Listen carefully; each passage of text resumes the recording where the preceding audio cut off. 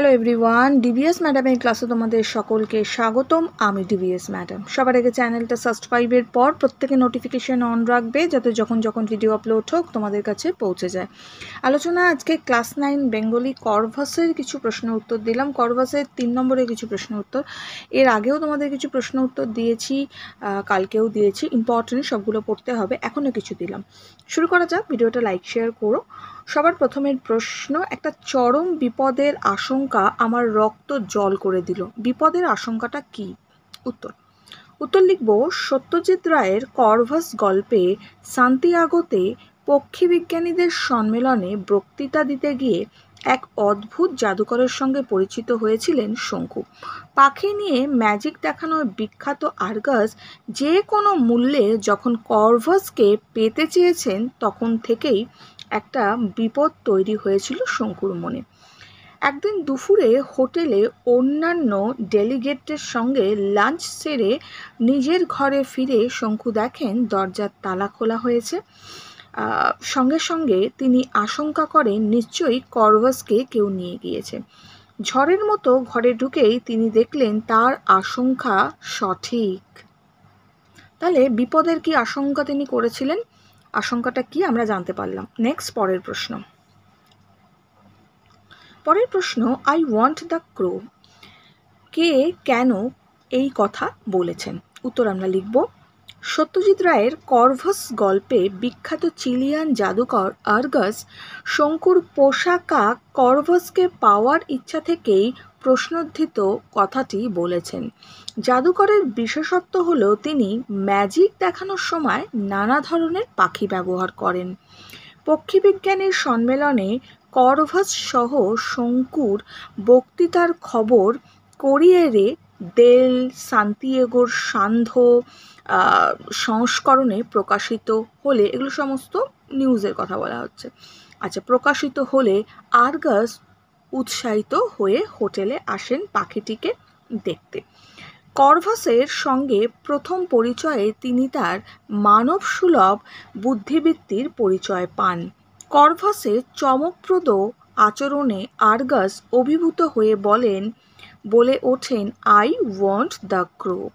ঠিক আছে, নেক্সট, পরের প্রশ্ন, জাদুকর ব্যক্তিটিকে প্রথম দর্শনে শঙ্কুর কেমন দেখেছিলেন?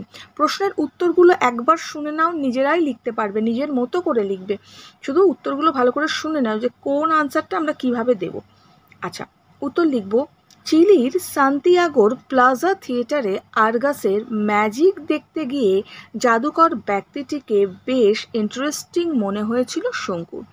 জাদুকর লোকটি 6 ফুটের বেশি লম্বা, তার টিয়া পাখির মতো নাক, মাঝখানের শীতে করা টান করে পিছনে আঁচড়ানো নতুন গ্রামাফোন রেকর্ডের মতো চকচকে চুল, চোখে মাইনাস পাওয়ারের চশমা। মাইনাস পাওয়ারটা কত ছিল? 20, মনে থাকে যেন। তার কাঁচ এত পুরু যে মণি দুটোকে তীক্ষ্ণ বিন্দুর মতো দেখায়। শঙ্কু দেখেছিলেন জাদুকরের চকচকে কালো কোটের আস্তিনের ভেতর থেকে দুটো শীর্ণ ফ্যাকাশে হাত বেরিয়ে আছে। সেই হাতে বিভিন্ন ভঙ্গিমায় দর্শকদের সম্মোহিত করে রাখে। হলো নেক্সট প্রশ্ন, এমন সময় টেলিফোন বেজে উঠল। কোন সময়ের কথা বলা হয়েছে? উত্তর, সান্তিয়াগোর পক্ষী বিজ্ঞানীদের সম্মেলনে বক্তৃতা করে প্লাজা থিয়েটারে চিলিয়ান জাদুকর আর্গাসের ম্যাজিক দেখে হোটেলে ফিরেছিলেন শঙ্কু। তারপর রাত 9টায় ডিনার এবং অতি উপাদেয় চিলিয়ান কফি খেয়ে গ্রেনফিলের সঙ্গে হোটেলের বাগানে সময় কাটিয়েছেন কিছুক্ষণ। সেখান থেকে ঘরে এসে বাতি নিভিয়ে বিছানায় শুতেই টেলিফোন বেজে উঠেছিল। ঠিক আছে,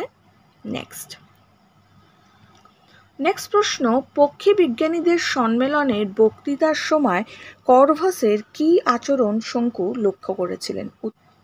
সান্তিয়াগোতে পক্ষী বিজ্ঞানীদের সম্মেলনে বক্তৃতা করার সময় প্রফেসর শঙ্কু করভাসের খাঁচার থেকে বের করে প্রচণ্ড লম্বা মেহগনি টেবিলে ছেড়ে দিয়েছিলেন।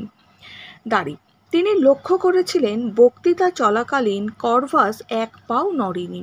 মাঝে মাঝে ঘাড় কাত করে ও মাথা উপর নিচে করে বুঝিয়ে দিয়েছে যে মনোযোগের সঙ্গে বক্তৃতা শুনছে এবং বুঝতে পারছে। বক্তৃতা শেষ হওয়ার পর শ্রোতাদের হাততালির শব্দের সঙ্গে তাল মিলিয়ে ঠোঁট দিয়ে টেবিলে আওয়াজ করে কর্ভাস শঙ্কুকে অবাক করে দিয়েছিলেন। ক্লিয়ার?